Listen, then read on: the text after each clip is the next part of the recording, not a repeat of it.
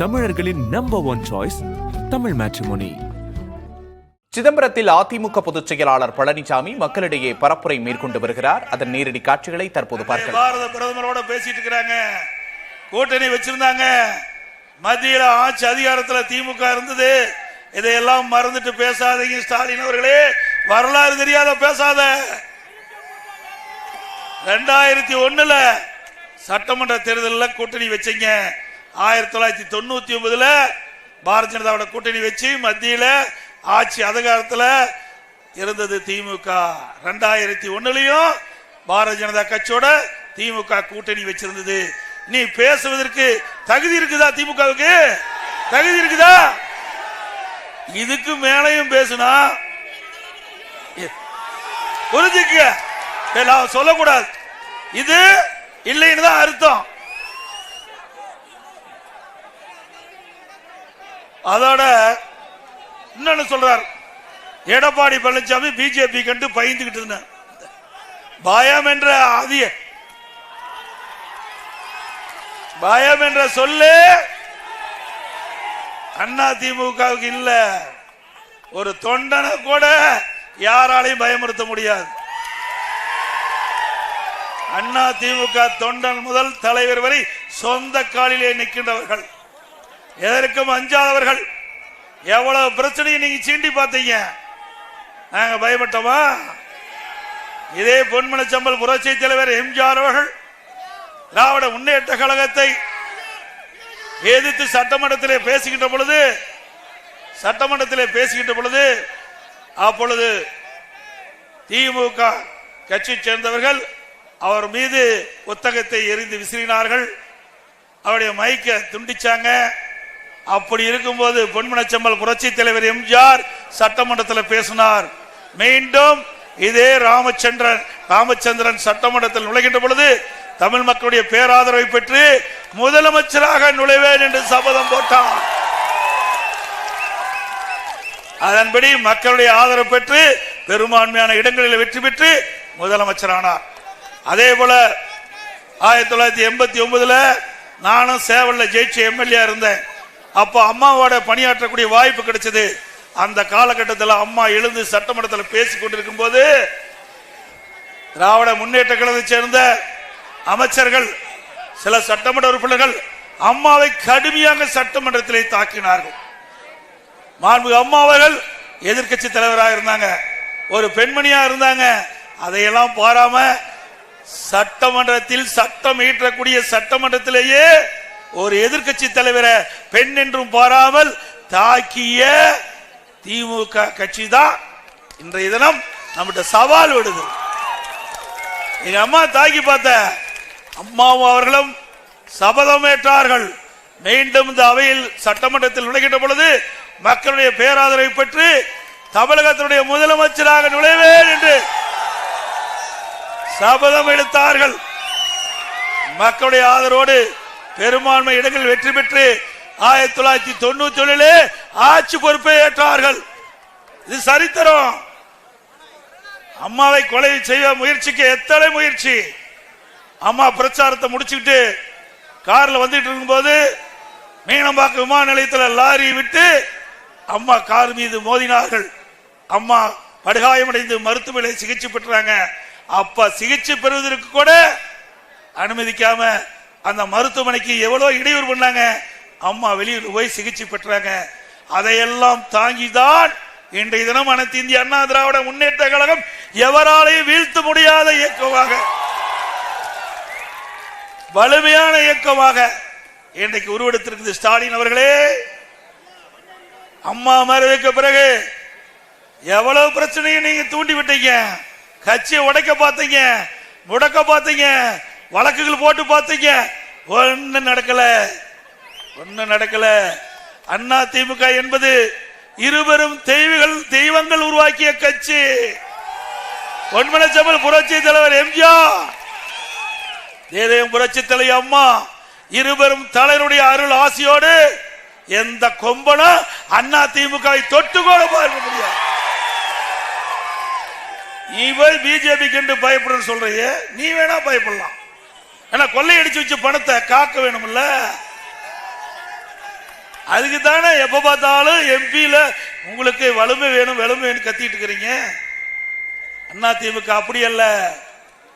கூட்டணியில் இருந்தாலும் இல்லாவிட்டாலும் மக்களுடைய பிரச்சனையை பேசுவதில் முதல் கட்சி அதிமுக கட்சி. உங்களை போல ஆட்சியில் இருக்கின்ற போது ஒரு நாடகம், ஆட்சியில் இல்லாத போது ஒரு நாடகம். அப்படி இரட்டை வேடம் போடுகின்ற கட்சி அதிமுக கட்சி அல்ல. அதோட திரு ஸ்டாலின் அவர்கள் முதலமைச்சர் ஆன உடனே பாரத பிரதமர் நரேந்திர மோடி அவர்களை அழைத்து வந்து விழா நடத்தினார். இன்றைக்கு என்னங்கிறாரு? பாரதிய ஜனதா கட்சி தீண்டத்தகாத கட்சிங்கிறார். திரு ஸ்டாலின் எதிர்கட்சி தலைவராக இருக்கும் போது திரு மோடி அவர்கள் சென்னைக்கு வந்த போது கருப்பு பலூன் விட்டார், கருப்பு கொடி காட்டினார். இப்போ பாரத பிரதமர் நரேந்திர மோடி அவர்கள் சென்னைக்கு வருகின்ற பொழுது இன்றைக்கு முதலமைச்சர் ஆன பிறகு திரு ஸ்டாலின் வெள்ளை குடை பிடிக்கிறார். வெள்ளை குடை பிடித்த வேந்தர் பட்ட பெயர் கொடுத்துடலாம். ஏன் எங்களை பத்தி பாக்குற பேசுறீங்க? இன்னொருவர் குட்டி தலைவர் வந்திருக்கார். எந்த தலைவர் உங்களுக்கு தெரியுமில்ல? உதயநிதி. அவரு பேசுறார். என்ன எடப்பாடி பழனிசாமி அமித்ஷா வீட்டுக்கு கள்ளத்தனமா போறாங்க. என்ன அவர் பாகிஸ்தான்லயே உள்துறை அமைச்சரா இருக்காரு, இந்திய நாட்டுடைய உள்துறை அமைச்சர். ஐயா, நீ ஒரு ஸ்டேட்ல துணை முதலமைச்சர் இருந்துகிட்டு இந்த குதிக்கிறிய, இந்திய நாட்டையே ஆளக்கூடிய ஆளுமை மிக்க உள்துறை அமைச்சரா இருக்கிறாரு. அவரை பார்ப்பதில் என்ன தவறு?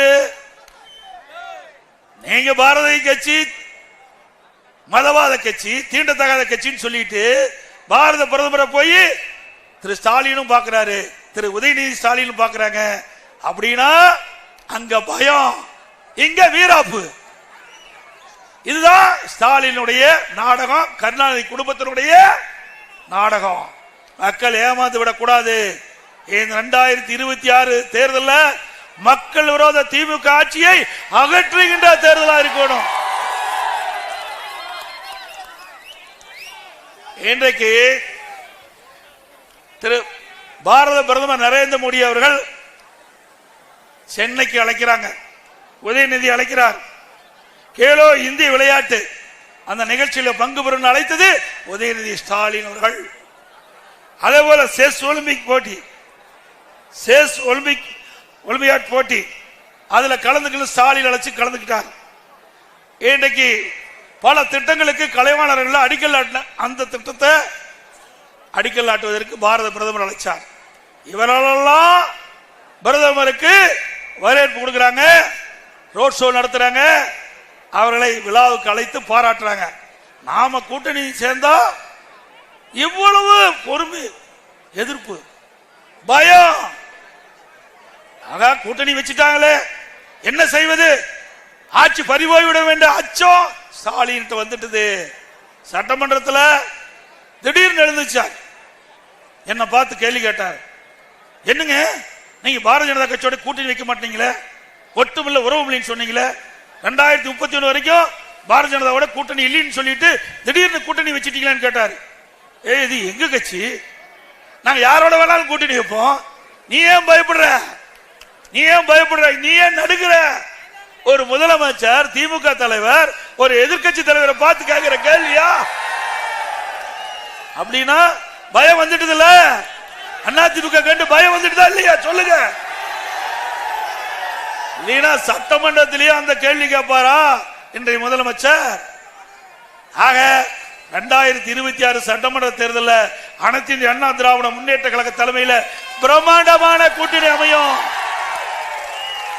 ஆட்சி அமைப்போம் தனி பெருமையோடு. அது மட்டும் இல்ல, ஸ்டாலின் பேசுறார், மத்தியில எந்த திட்டமும் கொடுக்கல, எந்த நிதியும் கொடுக்கல அப்படின்னு எப்ப பார்த்தாலும் இங்க பேசிட்டே இருக்கிற தமிழ்நாட்டில். திரு ஸ்டாலின் அவர்களே, நீங்க கிட்டத்தட்ட பாத்தீங்கன்னா, அதாவது மத்தியில 16 ஆண்டு காலம் ஆட்சி செஞ்சீங்க. 16 ஆண்டு காலம் மத்தியில ஆட்சி அதிகாரத்தில் இருந்தது திமுக. அதுல பாத்தீங்கன்னா விபி சிங் அவர் தலைமையில் இருந்த மந்திரி சபையில் இடம்பெற்றிருந்தாங்க. மரியாதைக்கு தேவகடா அவர்கள் பிரதம மினிஸ்டர் இருந்த பொழுது அந்த அமைச்சரில் இடம்பெற்றிருந்தீங்க. ஐஜே குஜரால் அவருடைய அமைச்சர்களை இடம்பெற்றிருந்தீங்க. அப்புறம் பாஜக அந்த அமைச்சரவையில் இடம்பெற்றிருந்தீங்க. காங்கிரஸ் அமைச்சரவையில் இடம்பெற்றிருந்தீங்க. இப்படி எல்லா கட்சியிலும் இடம்பெற்றிருந்த ஒரே கட்சி திமுக கட்சி. 16 ஆண்டு காலம் மத்தியிலே ஆட்சி அதிகாரம் இருக்கும் போது தமிழ்நாட்டை பத்தி ஞாபகம் அல்ல. தமிழ்நாட்டு மக்கள் தேவையான திட்டங்களை கொண்டு வர வேண்டும் என்று அக்கறை இல்லை. ஓட்டு போட்ட மக்களை மறந்த முதலமைச்சர் இன்றைக்கு வீரவசனம் பேசுறார். மத்தியிலிருந்து நிதி கிடைக்கவில்லை என்று. 1999 5 ஆண்டு கால மத்தியிலே ஆட்சி அதிகாரத்தில் இருந்தீங்களே, பாரதிய ஜனதா கட்சி தான் ஆண்டது. அப்பெல்லாம் நிதி கேட்டு பெறல, அப்பெல்லாம் திட்டங்களை கேட்டு பெறல. அப்போ ஆட்சி அதிகாரம் மத்தியிலே தேவைப்பட்டது திமுக குடும்பத்துக்கு. நாட்டு மக்களை பற்றி கவலைப்படல.